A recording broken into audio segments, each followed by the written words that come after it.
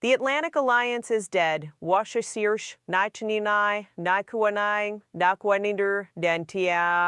Washington just doesn't know it. Yet, something happened in Beijing last month that the American media barely covered. 17 European nations, not one, not three, 17, sent senior economic ministers and trade delegations to a summit hosted by China's National Development and Reform Commission. They weren't there for tourism. They weren't there for cultural exchange. They were there to sign preliminary frameworks for a combined $8. $3 trillion in coordinated trade, infrastructure, and technology investment agreements that deliberately route around the United States dollar, the American financial system, and Washington's sanctions architecture. Let that sink in.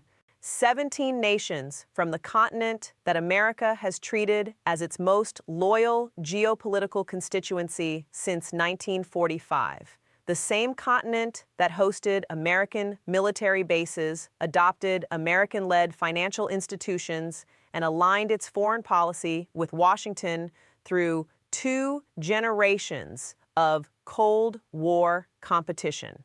Those nations just walked into Beijing and began the process of building a parallel economic world. This isn't about politics. This isn't about ideology. This is about money. Specifically, it's about $3 trillion in economic activity that Europe has decided it can no longer afford to route through a system that has become, in the words of one senior German trade official speaking to Bloomberg, a weapon pointed at our economies as much as anyone else's. What most analysts are missing is the mechanism. They're focusing on the headline Europeans in Beijing and missing the infrastructure being constructed underneath it. Because what was agreed to in those meetings isn't just a trade deal. It's the architectural blueprint for a post-dollar European economy. And once that infrastructure is built, it cannot be unbuilt. I've spent years analyzing the structural forces driving global economic realignment. And I want to tell you today, with specific numbers and documented evidence, exactly what happened in Beijing, exactly why it happened, and exactly what it means for the economic order that has governed your life since you were born. Chapter 1, What Actually Happened in Beijing. The meeting itself was not announced with fanfare. It was disclosed through a joint communiqué released by the Chinese Ministry of Commerce and covered primarily in European financial press. The Financial Times gave it 3 paragraphs on page 7. American outlets largely ignored it. The 17 nations present were not fringe economies. They included Germany, France, Italy, Spain, the Netherlands, Belgium, Poland, Sweden, Denmark, Austria, Portugal, Hungary, Czech Republic, Romania, Greece, Finland, and Ireland. Together, these economies represent approximately $2 trillion in annual GDP, roughly 62% of the entire European Union's economic output, and more than 14 times the GDP of the Russian economy that Washington has spent 3 years trying to isolate. The frameworks signed cover 4 distinct areas. First, a currency settlement mechanism that allows bilateral trade between European nations and China to be settled in a basket of euros and yuan, bypassing SWIFT entirely for transactions above $50 million. Second, a joint infrastructure investment protocol committing European pension funds and sovereign wealth vehicles to co-invest alongside China's Belt and Road Successor program in 34 designated third country markets across Africa, Southeast Asia, and Central Asia. Third, a technology licensing framework that begins the process of decoupling European semiconductor and advanced manufacturing equipment standards from American export control regimes. And fourth, a financial messaging alternative, essentially a European-Chinese hybrid of the SWIFT system with a projected transaction capacity of $1 trillion annually by 2028. Think about what this means. Not abstractly, concretely. The SWIFT system currently processes approximately $5 trillion in transactions daily. The new mechanism, when fully operational, would root to $1 trillion per year, roughly $7 billion per day, outside of American visibility, American reach, and American leverage. That is not a minor adjustment to the global financial architecture. That is a structural bypass surgery performed on the circulatory system of American financial power. Chapter 2. Why Europe finally moved. To understand why this happened, you need to understand what changed in European economic thinking between 2021 and today. And the answer is a number, $356 billion.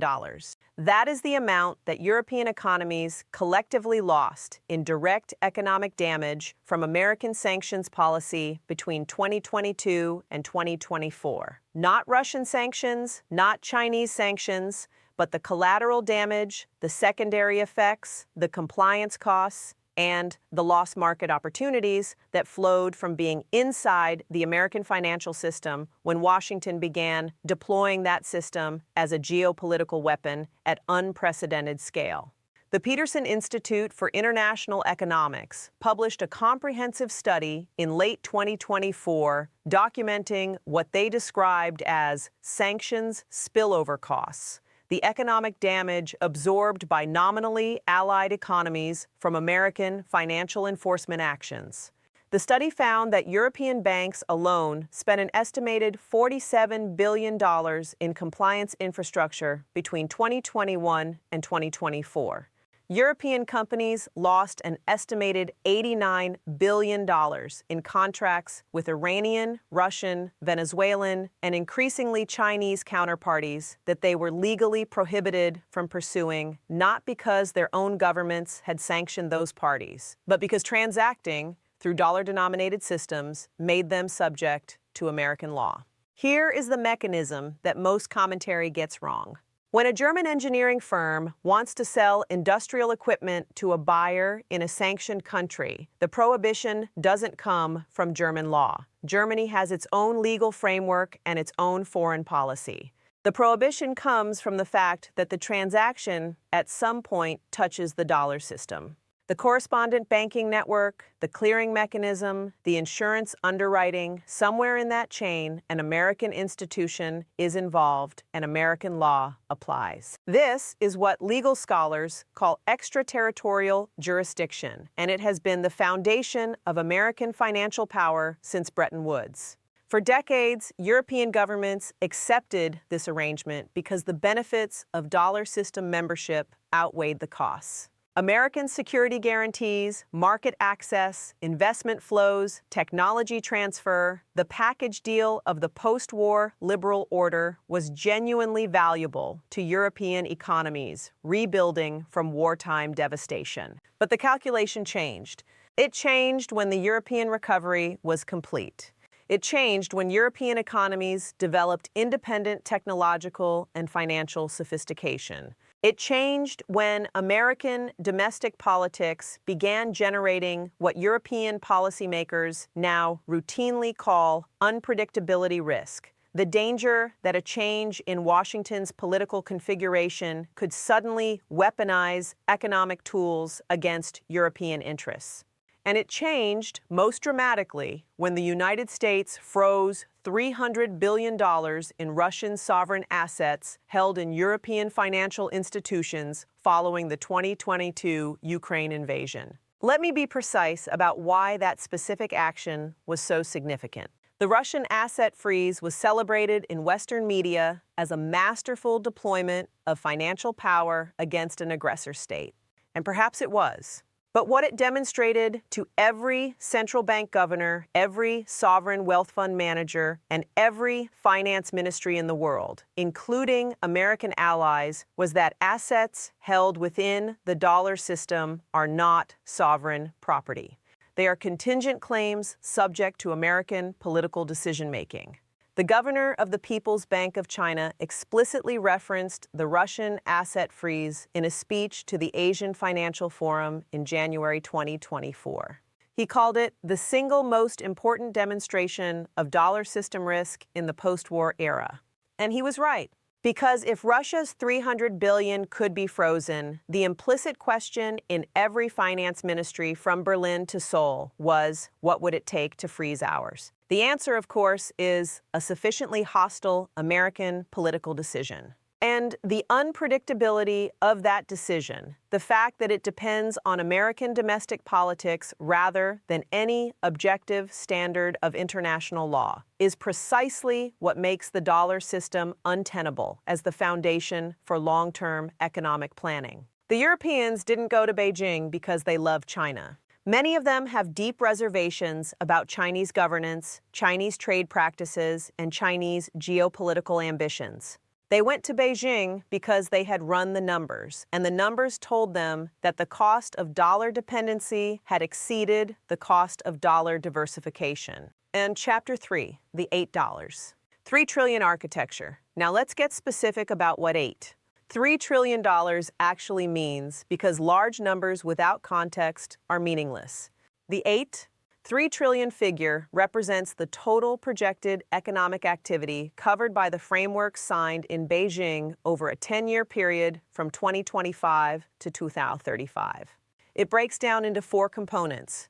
The first component is direct bilateral trade between the 17 European nations and China, projected at $1 trillion over the decade. Current annual trade between the EU and China runs at approximately $860 billion per year, meaning the framework envisions modest growth from current baselines, roughly 15 to 20% above trend, but routed through the new settlement mechanism rather than dollar-denominated channels. At current dollar trade volumes, this would remove approximately $86 billion per year in dollar-denominated transactions from American financial system visibility. The second component is third-country investment co-financing, projected at $4 trillion. This is the element that most directly threatens American geopolitical positioning. The framework identifies 34 specific markets, primarily in sub-Saharan Africa, South and Southeast Asia, and Central Asia, where European pension capital and Chinese state investment will jointly fund infrastructure, energy, and industrial development projects. These are precisely the markets where American development finance has retreated, where USAID programs have been cut, and where the vacuum of Western engagement has been most acute. The third component is technology and industrial supply chain coordination, projected at $8 trillion. This covers joint European-Chinese development of manufacturing capacity in critical sectors, advanced battery production, solar panel manufacturing, wind energy components, pharmaceutical, active ingredients, and specialty chemicals, with the explicit strategic goal of reducing dependence on American-controlled supply chains and American-dominated technology standards. The fourth component is financial infrastructure investment, the plumbing of the new system, projected at $0 trillion.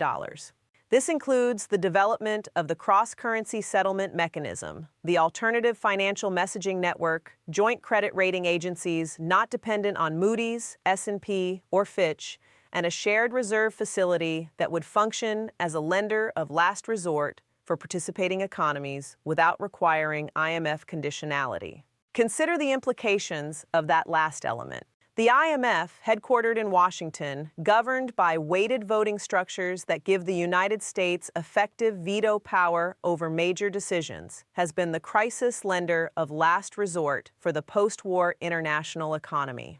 Countries that experience financial crises, from Mexico in 1994 to Greece in 2010 to Argentina repeatedly, had to negotiate with the IMF, accept its conditionality requirements, and submit their economic policy to Washington-influenced oversight. The reserve facility being constructed as part of the Beijing framework would give participating European economies access to crisis liquidity without that conditionality.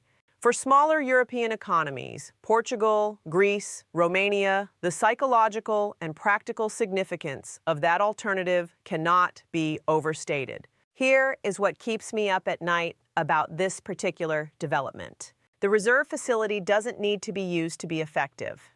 Its mere existence changes the bargaining dynamic. When Greece was negotiating with the Troika in 2015, it had no credible alternative to IMF support. In 2028, if a similar crisis occurs in a European economy that participates in the Beijing framework, it will have an alternative, and that alternative will fundamentally alter the negotiating leverage of Washington-aligned institutions.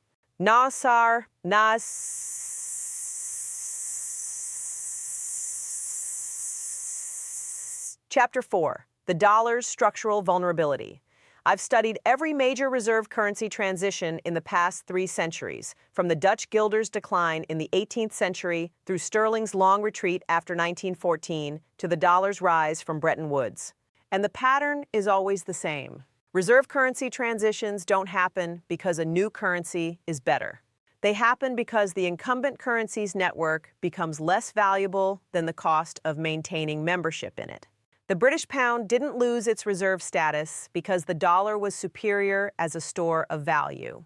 It lost its status because Britain's ability to maintain the network of obligations, guarantees, and institutional relationships that gave sterling its value was exhausted by 2 world wars and the resulting debt burden. The world didn't abandon sterling. It simply calculated that the benefits of sterling membership no longer justified the costs. The dollar is not in the same position today that sterling was in 1945. American economic power remains formidable. American military capacity is unmatched. American technological leadership, though eroding, is still substantial. No one is predicting an imminent dollar collapse. But that misses the point of what happened in Beijing. The question is not whether the dollar will collapse. The question is whether the dollar's network will lose sufficient critical mass to undermine its utility as the foundation for global commerce. And the Beijing frameworks represent the most significant step toward that outcome since the euro was created. Here's a specific mechanism to watch. The dollar's reserve currency status depends critically on what economists call network effects. The more parties use the dollar for settlement, the more useful the dollar is, which attracts more parties, which increases its usefulness. This is a self-reinforcing dynamic, but it is also vulnerable to threshold effects. At some critical mass of defection, the network effects begin working in reverse. Each defection makes the dollar slightly less useful, which encourages additional defection. The Beijing framework alone does not reach that threshold. But combine it with the dollar settlement alternatives being built within BRICS, the yuan-denominated oil contracts expanding across the Middle East, and the growing use of local currency settlement in ASEAN trade, and the aggregate begins to matter. The IMF's own data shows that the dollar's share of global currency reserves has fallen from 71% in 2000 to 58%, 4% in 2024. That is a 6 percentage point decline in 24 years, not catastrophic, but directionally consistent and accelerating. Think about that trajectory. If the dollar loses another 12 percentage points of reserve share by 2048, which would require no acceleration from the current pace of decline, it would be at 45.8%. Still the leading reserve currency, but no longer dominant enough to sustain the extraterritorial jurisdiction that makes American financial sanctions effective. Aaninster nasiadir in as als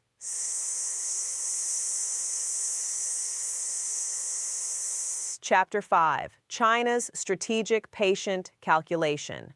Here is what China's strategists understand that Washington's analysts consistently underestimate. China does not need to build a better dollar system. China only needs to build an adequate alternative system. Because adequacy, combined with the grievances that American financial weaponization has created, is sufficient to attract the participation needed to reach the critical mass threshold.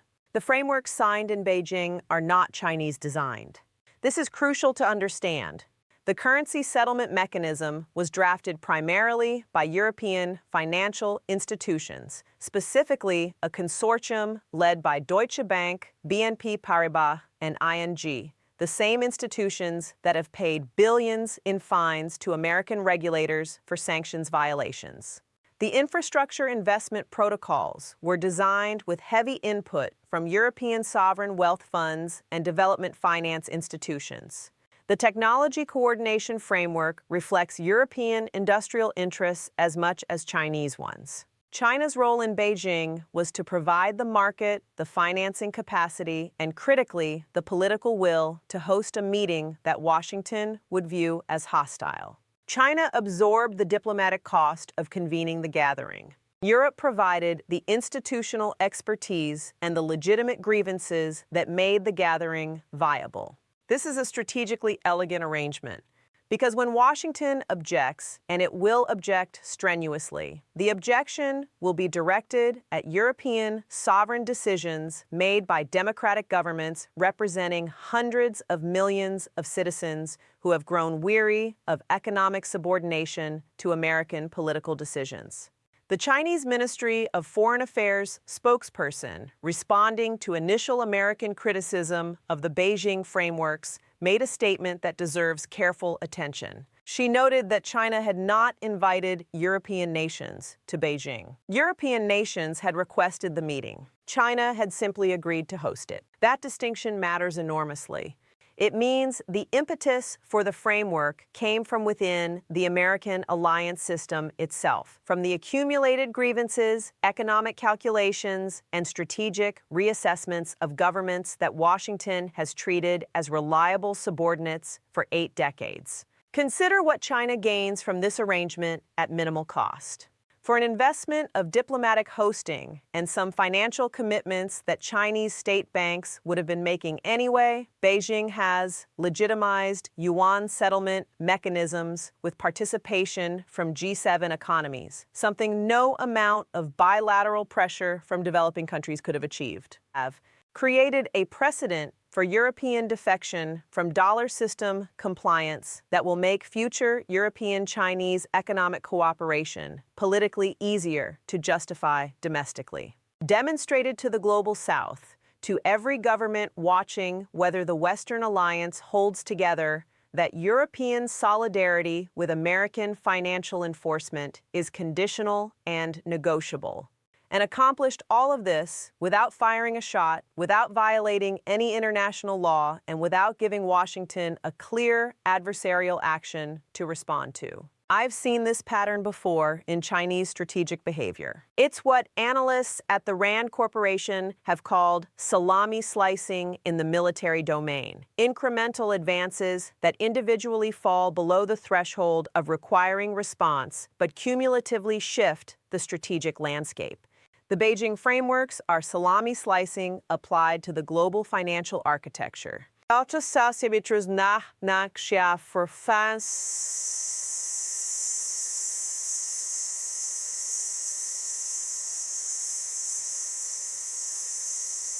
Chapter 6. What this means for you. You might be wondering what a meeting in Beijing between European trade ministers and Chinese investment officials has to do with your life. The answer is everything eventually. And the transmission mechanism is more direct than you might think. The dollar's reserve status is not an abstraction.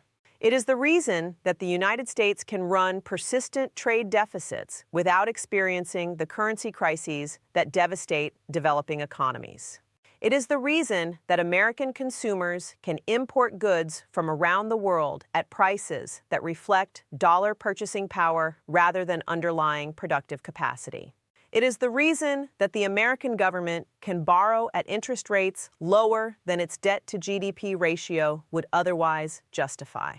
The Congressional Budget Office currently projects federal interest payments at $870 billion in fiscal year 2025, already the largest single-line item in the federal budget exceeding defense spending. Those interest rates reflect, in part, global demand for dollar-denominated assets driven by reserve currency status. If dollar reserve share continues declining and the Beijing frameworks accelerate that decline, American borrowing costs rise. Every 1 percentage point increase in the average interest rate on the federal debt adds approximately $270 billion to annual interest payments. At 3 additional percentage points, which would still leave rates at historically modest levels, that's an additional $810 billion per year in federal interest costs.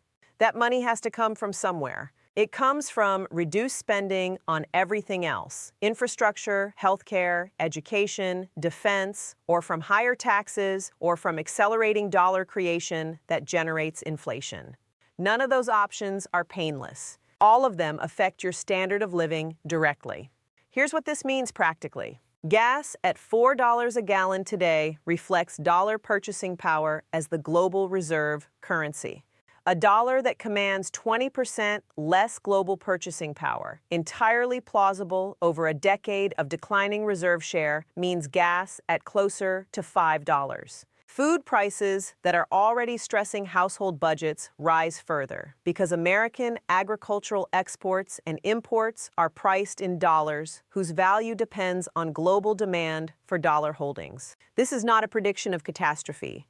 It is a description of arithmetic. The Beijing frameworks accelerate a process that was already underway, and the compound effect of that acceleration over a decade reaches into every household in America. Automadi sign, the bekasen si, dash, nash, that's, nash, dash, si, nash. Conclusion: the window is closing. Washington has approximately 18 to 24 months, in my assessment, before the infrastructure being constructed through the Beijing frameworks becomes sufficiently entrenched to be irreversible. The currency settlement mechanism requires technical implementation, banking system integration, regulatory harmonization, transaction processing infrastructure that will take time to build. During that window, American diplomatic and economic engagement could potentially arrest the process. But that would require Washington to offer European governments something more valuable than what Beijing offered: genuine reform of the extraterritorial sanctions architecture, meaningful European voice in the governance of dollar system institutions, and a credible commitment to treating European economic interests as co-equal rather than subordinate to American political objectives. The history of the past decade suggests Washington is unlikely to make those offers. Not because American policymakers are foolish, but because the domestic political incentives point in the opposite direction, toward maximizing the deployment of dollar system leverage rather than constraining it. And that means the $8.3 trillion framework signed in Beijing is not the beginning of a negotiation. It is the beginning of a transition.